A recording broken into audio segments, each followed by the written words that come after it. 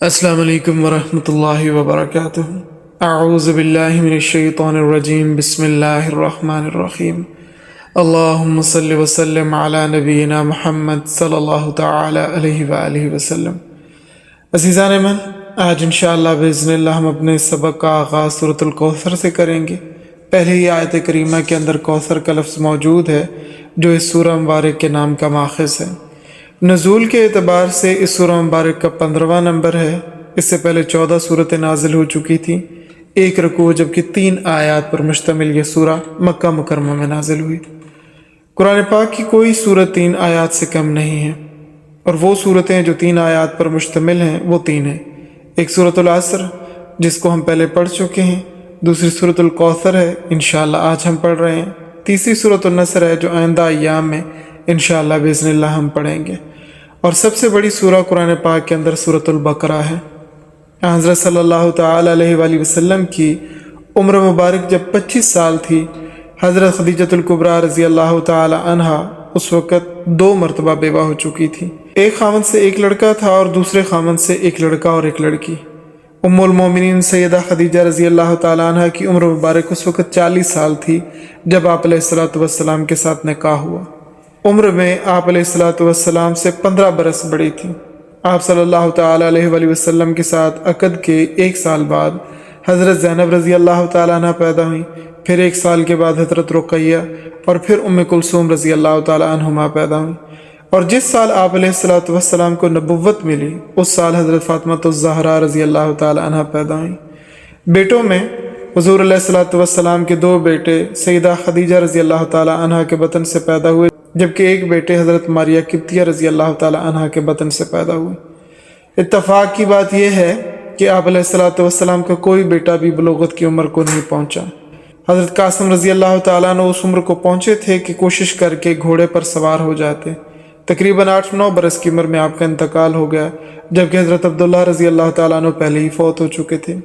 جس وقت حضرت قاسم رضی اللہ تعالیٰ عنہ کا انتقال ہوا تو عاص بن وائل نے شور مچایا کہ حضرت محمد صلی اللہ تعالی علیہ وآلہ وسلم کی نرینہ اولاد کوئی نہیں رہی، اعاذ باللہ یہ ابتر ہو گیا، کیونکہ آپ صلی اللہ تعالی وسلم کے تیسرے بیٹے حضرت ابراہیم رضی اللہ تعالیٰ عنہ وہ تو مدینہ طیبہ میں پیدا ہوئے، تو ان کا یہ گمان تھا کہ یہ جو کلمہ سناتے ہیں، توحید کی دعوت دیتے ہیں اور اپنی رسالت کا اقرار کرواتے ہیں، جب ان کی نرینہ اولاد ہی نہیں رہی تو یہ سلسلہ ختم ہو جائے گا۔ لڑکیاں تو ویسے ہی دوسرے گھروں میں چلی جاتی ہیں اور عورتیں کھل کر تبلیغ بھی نہیں کر سکتی، تو ان کا یہ مشن جو توحید کا ہے، رسالت کا ہے، یہ ختم ہو جائے گا اعوذ باللہ، کیونکہ ان کا یہ خیال تھا کہ نرینہ اولاد نہیں رہے گی تو یہ مشن آگے جاری نہیں رہے گا۔ طبعی طور پر اس چیز نے آپ صلی اللہ تعالی علیہ وسلم کو بڑی تکلیف دی، کیونکہ کوئی بھی چیز جو طبیعت کے خلاف ہو، بری بات ہو، وہ اثر انداز ہوتی ہے۔ اللہ تبارک و تعالیٰ فرماتے ہیں انا اعطیناک الکوثر، بے شک ہم نے آپ کو کوثر عطا فرمائے۔ حضرت صلی اللہ تعالی علیہ وآلہ وسلم سے پوچھا گیا یا رسول اللہ کوثر کیا ہے؟ آپ علیہ الصلوۃ والسلام نے فرمایا نہر فی الجنہ، جنت میں ایک نہر ہے، وہ دنیا کی نہروں کی طرح نہیں ہے کہ یہ زمین کی گہرائی میں چلتی ہیں اور دونوں طرف مٹی کے بند ہوتے ہیں۔ وہ نہر جنت کی زمین کی سطح پر چلتی ہے اور کناروں پر موتیوں کے بند ہیں۔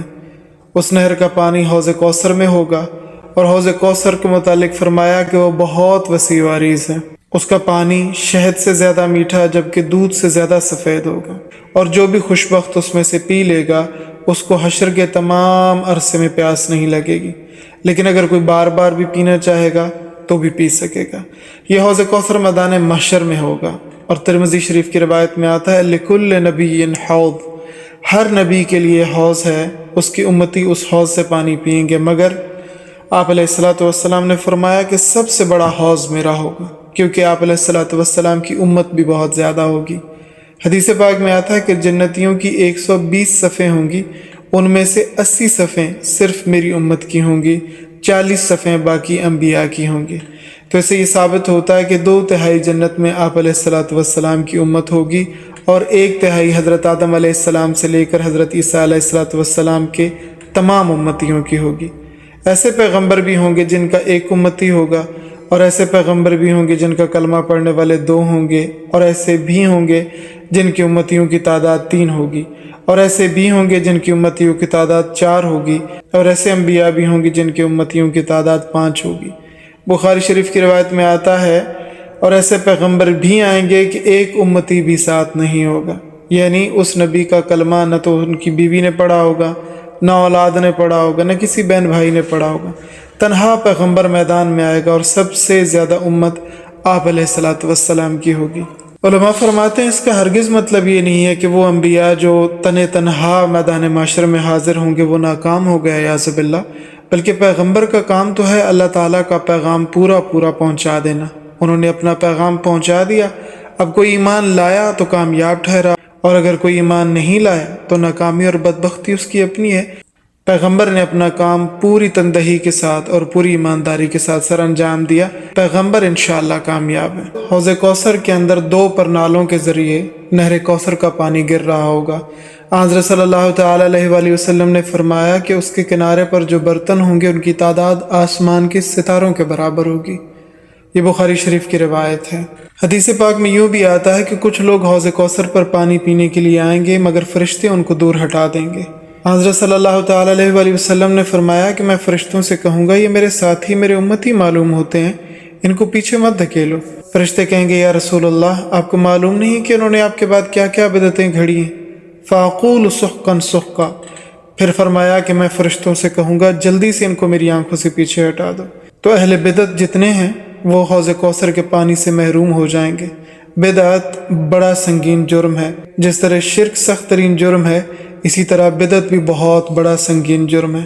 حدیث پاک میں آتا ہے کہ میری شفاعت میرے ہر گناہ گار امتی کے لیے من لم یشرک باللہ شیئا، جس نے اللہ تعالیٰ کے ساتھ شرک نہیں کیا ہوگا، اور مشرک کے لیے نہ شفاعت ہے اور نہ وہ حوض کوثر کا حقدار ٹھہرے گا۔ ایسا شخص جو اللہ تعالیٰ کے ساتھ کسی کو شریک ٹھہراتا ہے، اللہ تعالیٰ کا ہمسر اور مددگار سمجھتا ہے کسی کو، یہ عقیدہ رکھنے والا سیدھا جہنم میں ڈالا جائے گا۔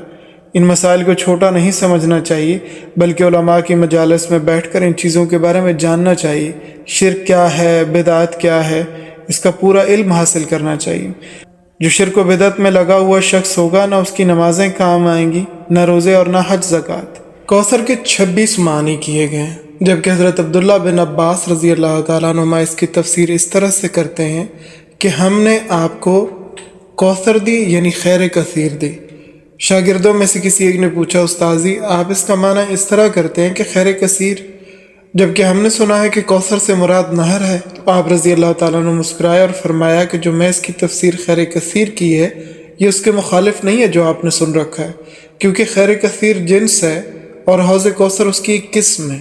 اللہ تعالیٰ نے آپ علیہ الصلاۃ والسلام کو خیر کثیر دی، نبوت، رسالت، قرآن دیا، یہ امت دی اور حوض کوثر دیا۔ انہی میں سے ایک یہ چیز ہے جس کا میں معنی کر رہا ہوں۔ فصلی لربک، پس آپ نماز پڑھیں اپنے رب کے لیے۔ جب اللہ تعالیٰ نے آپ کو اتنا بلند مقام عطا فرمایا تو اس کے شکر کے لیے، اس کی رضا حاصل کرنے کے لیے نماز پڑھو۔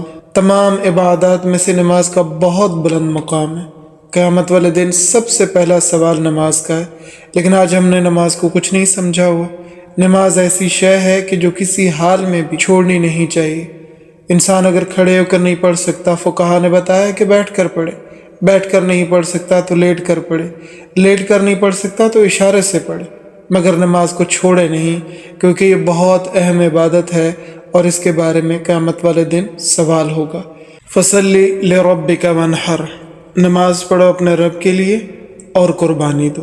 اس کی اور بہت ساری تفاسیر کی گئی ہیں، مگر جمہور مفسرین کرام کے نزدیک اس کی تفسیر قربانی کرنا ہے۔